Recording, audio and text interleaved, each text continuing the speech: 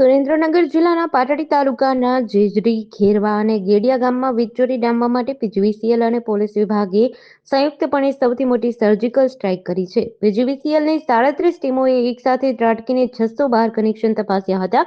પાટડી તાલુકામાં વીજ ટીમોએ 3 ગામમાં 612 કનેક્શન તપાસ્યા હતા, જેમાં ઘર વપરાશના 87 અને કોમર્શિયલ 2 કનેક્શનમાં ગંભીર ગેરરીતિઓ ઝડપાઈ છે.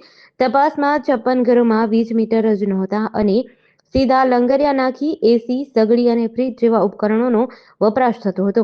આ ઐતિહાસિક કાર્યવાહીમાં કુલ ₹1 કરોડથી વધુનો તોતિંગ દંડ ફટકારવામાં આવતા વીજ ચોરોમાં ફફડાટ ફેલાયો છે. સુરેન્દ્રનગર જિલ્લા SP Premsukh Delu, Dhrangadhra DYSP JT Purohit, DYSP Vedika Bihani, Kiran Pan, પીજીવીસીએલના NN અમીન સહિતની અધિકારીઓની ટીમની આગેવાનીમાં આ મેગા ચેકિંગ દરમિયાન વીજ ચોરી કરનાર અનેક શખ્સો ગામ છોડીને નાસી છૂટ્યા હતા.